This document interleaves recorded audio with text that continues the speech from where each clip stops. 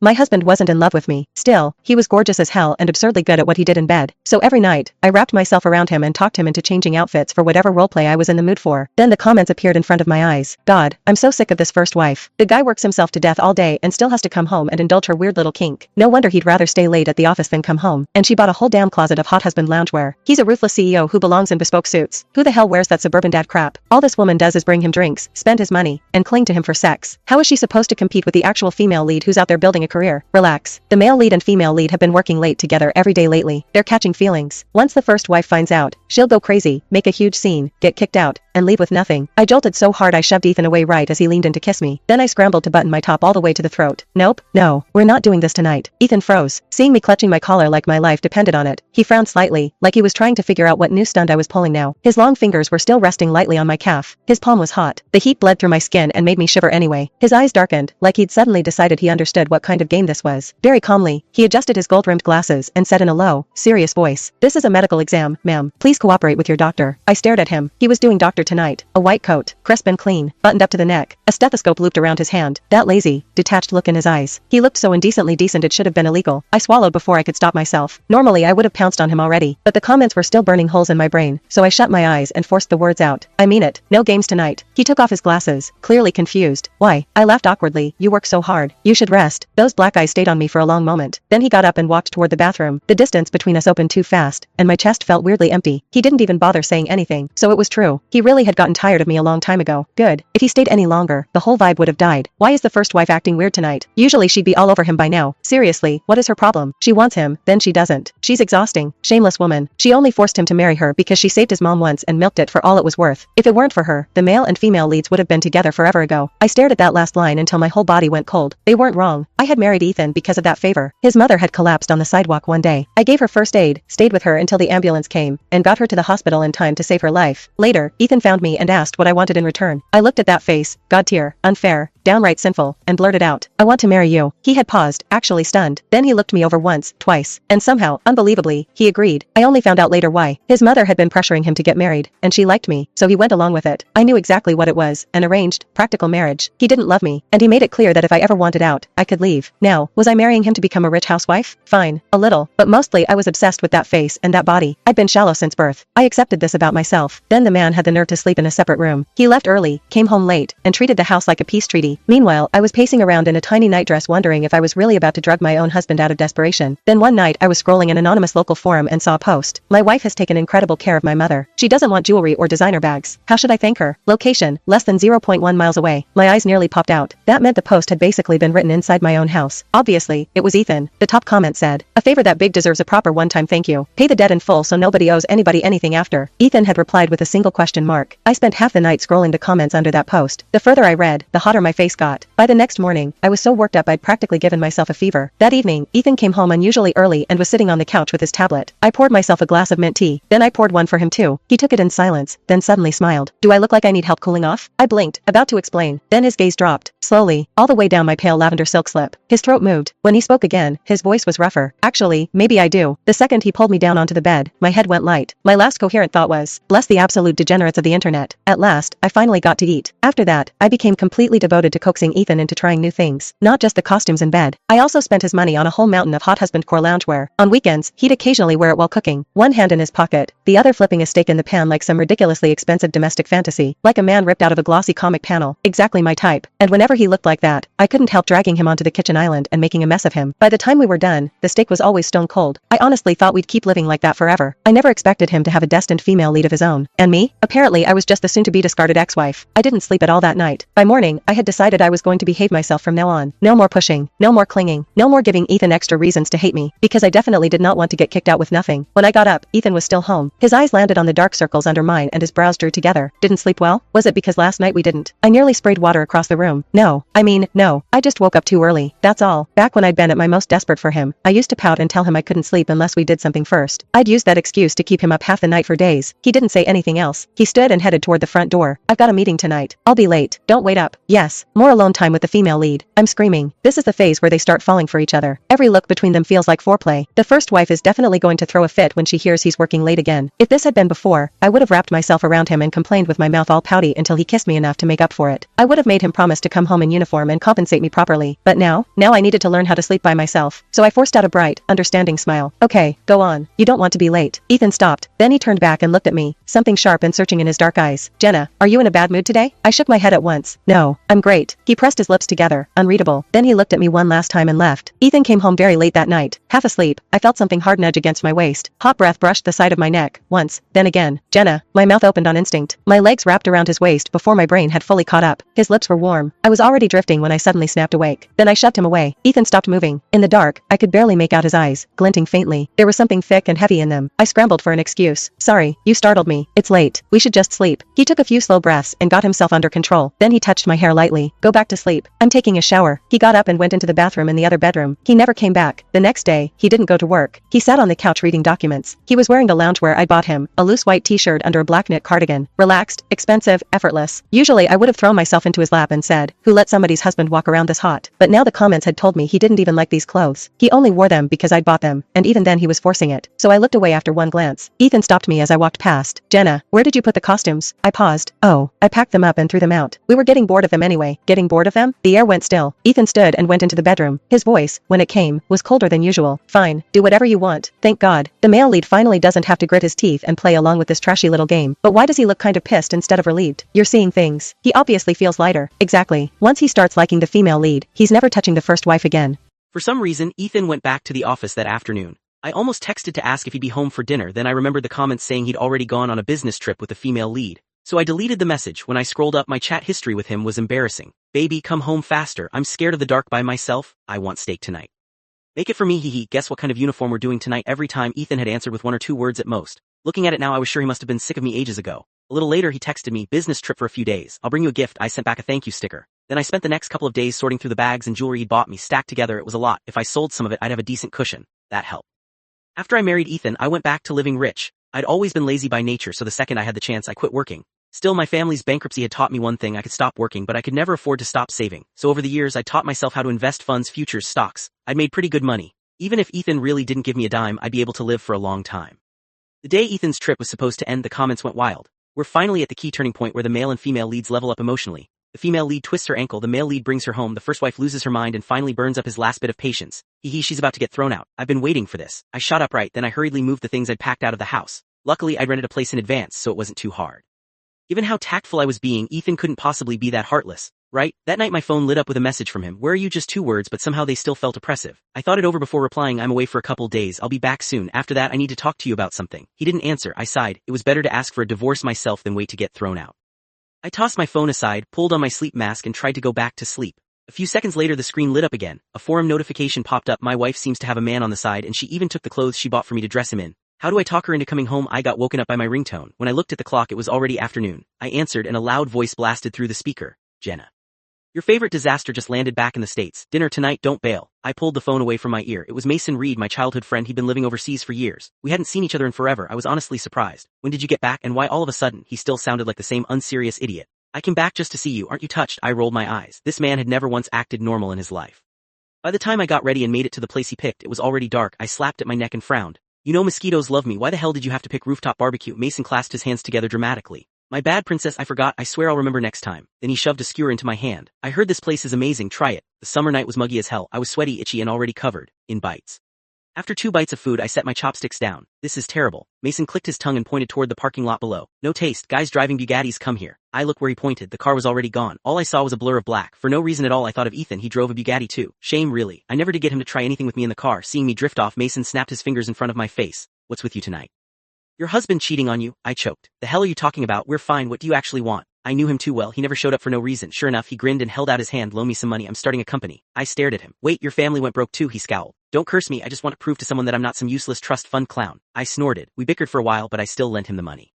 Mason was insanely cheap, but when my family went under, he handed over every cent he had to help me pay off debt. I never forgot that. I had just turned down Mason's offer to drive me home when my phone rang. I glanced at the caller ID and frowned. It was the cleaning lady who came by every week. She told me Ethan was dead drunk and she had no idea what to do. I rushed home immediately. At the same time, something felt off. It wasn't even the day she was supposed to come by. The second I stepped into the entryway, I caught the scent of women's perfume. Jasmine, unfamiliar, so he really had brought the female lead home. The living room was lit by one dim floor lamp. The soft yellow light fell across Ethan's face and even in sleep his brows looked tense. He was slumped on the couch. The usual cedar scent on him had been swallowed up by alcohol. His eyes were red at the corners and 2 buttons of his shirt hung open, exposing flashes of collarbone. My favorite place to bite. I stood there staring at him for a long time. Then all at once I felt a little sad. This devastating, gorgeous, half-broken husband of mine was about to stop being mine. The female lead is leaving for the overseas branch, so of course the male lead is drinking himself sick. It's okay. They'll finally break through soon. Once she understands her feelings, she'll stay for him. Why is the first wife starring so hard? Don't tell me she's still thinking about pouncing on him at a time like this. Don't touch him. He belongs to the female lead. I rolled my eyes. He was still my husband, who said I couldn't touch him. The more they told me not to, the more I wanted to, so I walked over and slapped him across the face. Ethan frowned and slowly opened his eyes. The second I met his bleary gaze, guilt hit me. I straightened up fast. Catch cold sleeping here. I'll get you some water. I bolted before he could say anything else. Then his hoarse voice came from behind me. I want mint tea. My step stopped. Mint tea was our code. If I said a glass of mint tea in front of him, he knew exactly what came next. I pretended I hadn't heard him. I brought him water instead. He held the glass but didn't drink. His eyes were dark, tired, oddly defeated. Softly he asked, "Did you have fun these past few days?" I pressed my lips together and looked down. Yes. He gave a short laugh. Good. He stood up to go back to the bedroom, but he stumbled. Before I even thought about it, I'd already caught him. Most of his weight dropped against me. His breath brushed my ear in short, uneven bursts. That spot was sensitive. Half my body went weak on the spot, then his hand, too hot, settled on my waist, his thumb stroking once. A helpless sound slipped out of me before I could stop it. I burned with embarrassment. Ethan. He took my hand and slid it under his shirt. Then he buried his face in the crook of my neck, breathing harder and harder. Wife. That voice hooked into me like a line, but we were about to get divorced. So what the hell was this supposed to mean? I pushed him onto the couch and said flatly, "If you're drunk, go sleep it off." I tried to stand. He grabbed my wrist. The next thing I knew, I'd fallen right into his arms. Ethan held me so tightly it was almost ridiculous. I'd never seen him this clingy before. I snapped at him to let me go. The only answer I got was the slow, even sound of his breathing. He'd fallen asleep. I couldn't move, so I stayed there and cursed at him under my breath for a good while. Eventually even I got too sleepy to keep fighting it. Bit by bit I drifted off in his arms. Somewhere in the blur of sleep I thought I heard him whisper in my ear. The words were fuzzy, dreamlike. "Am I not attractive to you anymore?" I was too tired to care. I turned over and ignored him. A long while later I heard the faintest sigh. When I woke up the next morning, Ethan was already gone. I took a shower. The mosquito bites from the rooftop barbecue had gone down. A cool, medicated smell lingered on my skin. No doubt about it, Ethan had put ointment on them. I lowered my eyes. The sadness I'd been trying so hard not to look at finally spread all the way through me. The truth was, I hadn't slept well at all while I was away. But last night beside him, I felt safe for the first time in days. I remembered what Ethan had said after our first night together. "Jenna, I'll take responsibility for you." Responsibility. That's what I was to him, not love. I had always known that, and now that he found his real love, we should end this cleanly. After all, he'd been good to me for years. I had no right to make things harder for him, but Ethan suddenly became absurdly busy, not normal busy. Not handling a multi-million-dollar deal busy. More like the earth stops spinning if I look away for 5 seconds busy. Busy enough that he didn't even have time to say a full sentence to me. The word divorce sat in my throat for days. I just couldn't find a chance to get it out. After watching him disappear again one more night, the comments started gloating. How does the first wife still not get it? He just doesn't want to talk to you. He's leaving early and coming home late just to stick to the female lead. I'm dying, they're so sweet, she looks like a clown. This is embarrassing, can't she take the hint and ask for a divorce herself? He's probably trying to figure out how to say it. I was so sick of those damn comments I finally snapped. I marched straight into Ethan's study. "Ethan, I need to talk to you." For a second his expression went completely blank. Then he cleared his throat and looked back at his laptop too quickly. "I know, your closet is empty. The new seasonal bags and clothes from the brands you like will be delivered tomorrow." I stared at him. How did he know that? Wait, that wasn't the point. That's not what I came to say. He stayed calm. "Then jewelry, the blue diamond set from the auction will be delivered with them." Lost my patience. "When are you free? We need to get divorced." Look on his face was nothing like what I expected. According to the comments, he should have agreed immediately. Instead, I watched his usual steadiness crack right in front of me. His face went pale. His body went rigid. For a second he looked like he didn't even have the strength to answer. The study went dead quiet. After a long pause he closed his eyes and asked softly, "Why?" I froze. I couldn't exactly say because weird floating comments told me you're going to throw me out for another woman. He'd have me committed.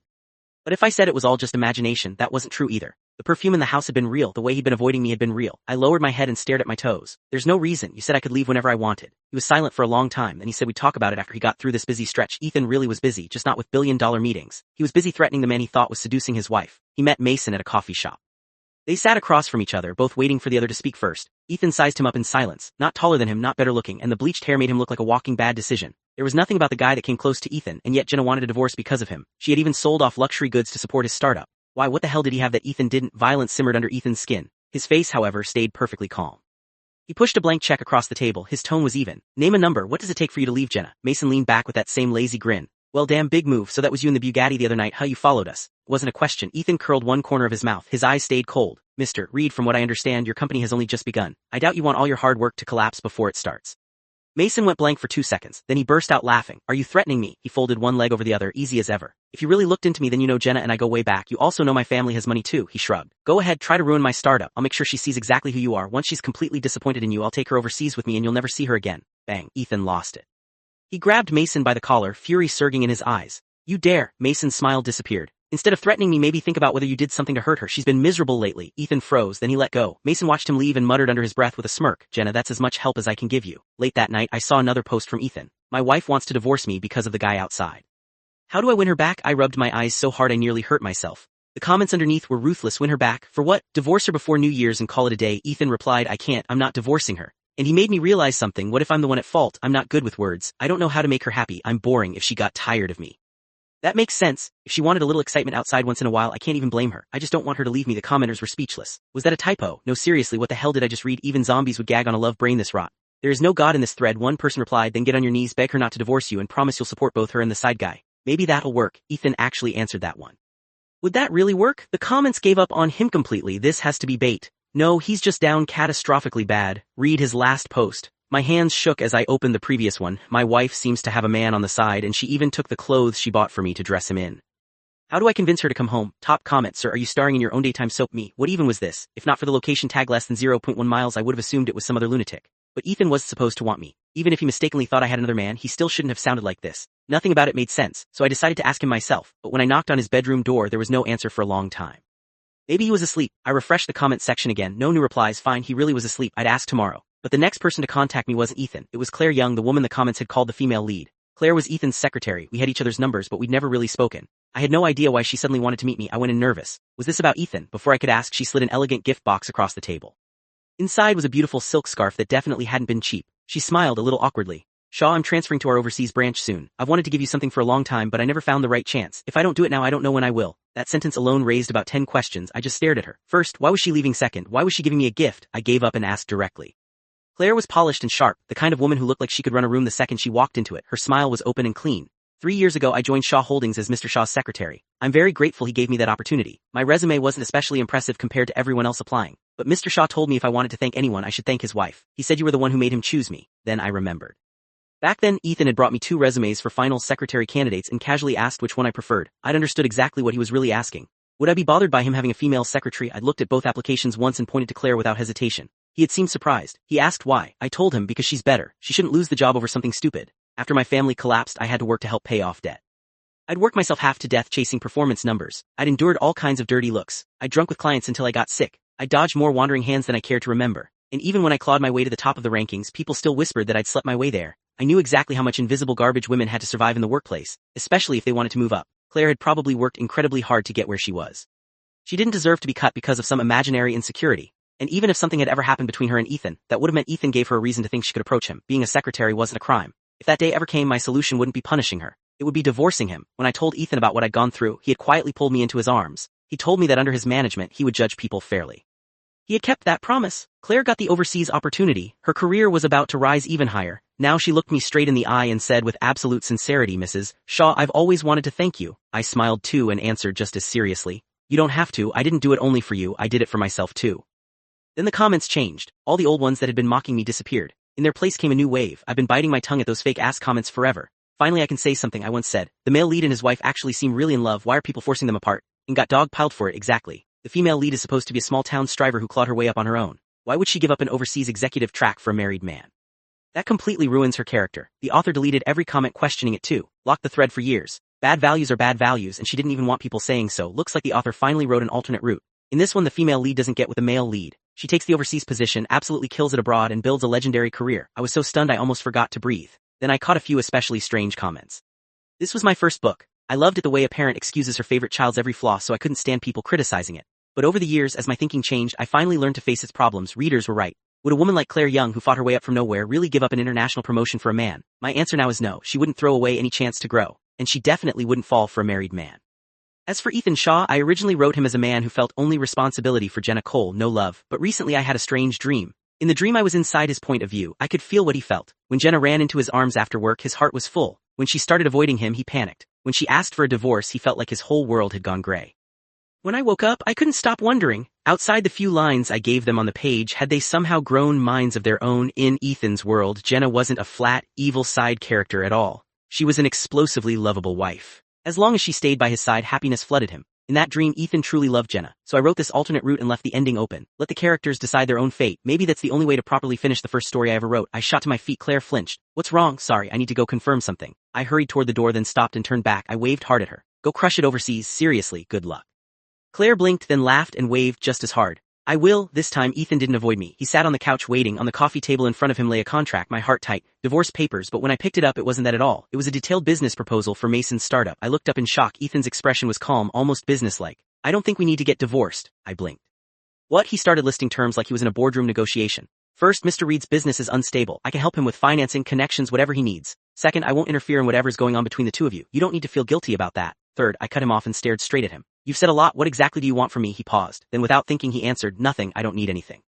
Almost laughed in disbelief. Why? He was quiet for a long time. Then like a man finally surrendering after a losing battle, he let out a low breath. Because I want you to stay with me. He lifted his eyes. The grief in them slowly turned into something closer to pleading. His voice was rough. Jenna, I'm the one who can't live without you. Don't divorce me, please. Heat rushed behind my eyes. I sniffed hard. Ethan, you idiot. There's nothing between me and Mason. Stop posting slander online. When Mason told me about the blank check, he'd laughed at me for half an hour. Said my husband had been weirdly generous for a legal wife. What a damn spendthrift fool. Ethan stared at me stunned. Then all at once he started blushing, actually blushing. He got to his feet too fast and looked away, too embarrassed to meet my eyes. I'm sorry, I understand now. I'll delete the posts. I didn't let him escape. I threw myself into his arms. Ethan, I said, holding on tight, do you like me? This time nobody else gets to decide. I only want to hear it from you. I could feel his heartbeat pounding against me faster and faster, so hard it almost shook my own body. He stiffened, then he wrapped his arms around me just as tightly, almost urgently. His throat moved. I love you, Jenna. My eyes filled anyway, but I still smiled. I love you too, husband. I was still me. Ethan was still Ethan. And after we cleared everything up, the first thing we did was reacquaint ourselves with each other in exhaustive detail. There was a reason we'd never hired a live-in housekeeper. We played too hard for that. This time was worse. By the end of it, I was so worn out I nearly blacked out. Then in the dark, Ethan suddenly asked, wife, why were you so cold to me lately? I woke up instantly. Then I pouted and shoved the blame right back where it belonged. Got nerve asking me that. You kept working late every day and made me spiral. I even had a stupid dream that you were divorcing me for another woman and leaving me with nothing. Then I smelled women's perfume in the house. Explain that. More I said, the angrier I got. I rolled over and straddled him. You better make this make sense. He went silent. I gave a chilly laugh. Right, so you really did bring another woman. He looked at me and said, that was the gift I brought back from my trip. I froze. He kept going, black eyes fixed on mine. You made me watch Scent of a Woman with you, then decided you wanted to collect every perfume you could get your hands on. You sprayed a different one every night and made me guess what role you were going to play. I went quiet, very, very quiet, then I slowly lay back down. Okay, I said, never mind, go to sleep. Moment later, a helpless laugh escaped him. I know this stretch has been hard on you. What do you want as compensation? My eyes lit up instantly. I leaned close to his ear and whispered my request. The smile on Ethan's face gradually disappeared. The next day someone knocked on the bedroom door. I opened it. A man stood there in a plumber's uniform. His sleeves were rolled up, showing off the clean, strong lines of his forearms. A rough around the edges blue-collar fantasy. Basically, he wore a mask and his voice came out low. Ma'am, your pipes are fixed. I was in a plain white slip. Soft jasmine drifted through the room, making the whole scene feel dirtier than it should have. I smiled sweetly. Thank you, my husband's out of town and the leak started all of a sudden. I didn't know what to do. The man's face darkened behind the mask. Expressionless, he said, just doing my job, I'll be leaving now. Second he turned, I hooked a finger into his collar. My hand slid from his chest to his stomach. His breathing changed. I blinked up at him. It's hot outside. Want a cup of mint tea before you go? It's my husband's favorite. Really helps a man cool off. He stepped inside and locked the door behind him. He lasted only a few lines before he broke. Do we really have to do this script? He said through clenched teeth. He had refused this one forever. Now that I'd finally got my chance, I was not letting it go. Ethan clearly had no way to deal with me. So at last, with obvious suffering, he forced out the line I wanted. Me or your husband, he said. Who's better? I looped my arms around his neck and smiled. My husband, obviously. He's handsome, rich, and ridiculously good to me. Corners of Ethan's mouth twitched upward despite himself, but he still turned his face away with a huff. And yet here you are with me. I touched his damp cheek and put on my saddest voice. Idiot, did you forget again? You are my husband. Ethan went silent. Then judging by the look on his face, he was probably thinking, great. Now it's an amnesia romance too. How was he supposed to keep up with the twists in his wife's brain every day? There was only one answer. He'd have to give it everything he had. Ethan marrying Jenna had been a perfect storm of timing, convenience, and fate. He had once believed he'd go his entire life without ever needing love. Then a new person started living in his quiet house. At first, Ethan wasn't used to her. Her skirts were too short, her voice was too sweet, her warmth was too much. For a long time, every time he faced her, he had no idea where to put his eyes. So he did the only thing he knew how to do. He avoided her. He tried to regain the composure he'd always had.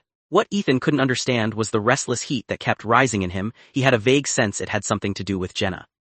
Did he feel indebted to her? Was that all? He couldn't make sense of it, so he did something humiliating. He went online for advice. The results were a mess. That night he had a dream, a filthy, dangerous, unspeakable dream. The next day he could barely look at her. If she ever found out some strange man in his dream self had treated her that way, she'd probably feel disgusted. Then she said to him completely naturally, don't be so polite with me, you're my husband. Ethan froze, right. They were husband and wife. He looked at the glass of mint tea in front of him and thought, she's my wife, why shouldn't I? After that day he started looking forward to going home, because his adorable wife would come flying into his arms the second he walked through the door. Like a charger, the thought had appeared in his mind out of nowhere. Otherwise, how did every ounce of exhaustion vanish the second he held her later? Ethan slowly realized something else. Jenna seemed to have married him because of his face. Not because she loved him. He looked at her sleeping beside him after one long night, and for the first time in years he couldn't sleep. Then her hand flopped over onto him. Half asleep she mumbled, husband, you're so freaking hot. And just like that his heart settled. Then he just had to stay handsome forever. The husband she was calling was him, that was enough. Until one day Jenna pushed him away. Then she started dodging him for every reason she could invent. In front of her, Ethan could barely maintain his control. The second he turned his back, panic and violence practically tore through him. There had to be another man, someone had to be seducing her. Ethan lied, he had never gone on that business trip. He followed Jenna instead, determined to find the bastard who thought he could lure away his wife, and he found him at a cheap rooftop barbecue place. Jenna got torn up by mosquitoes in summer. Her skin was soft and bug bites always bothered her. That idiot didn't even know that. What right did he have to play side guy? Ethan sat in the car and watched them laughing together. His grip on the steering wheel went white, jealousy clawed so hard inside him he almost got out and wrecked the whole scene. But he held back. If he tore open the truth right there, their marriage might never recover. The thought of Jenna leaving him made it hard to breathe. So Ethan made a decision. He would keep her by his side no matter what it cost him. Even if that meant tolerating the existence of another man. As long as she stayed, that was enough. When he finally learned it had all been a misunderstanding, Ethan felt what it meant to survive a disaster and then walk straight into sunlight. Jenna had said she loved him too. In that moment he felt like the happiest man alive. Happy enough that he immediately wanted to tell somebody, so after Jenna fell asleep he took out his phone and made a post. My wife is in love with me, just making that clear. Comments under it were savage. Maybe go get your house checked, you're cursed. Brother, your wife had a whole side. Dude, yesterday, wake up, nothing to say, enjoy the breakdown. Ethan replied, she never had another man, I wasparan, and she still didn't blame me. How does someone that could even exist? The commenters answered, mods, escort this man off the app. On it, Ethan put his phone away. Whatever, happiness was rarely universal. He lay down beside Jenna and watched her sleeping face in the dark. He never got tired of looking at her. Greedily he thought, one lifetime as husband and wife wasn't enough, next life and the one after that and every one after, they would still belong together. The end.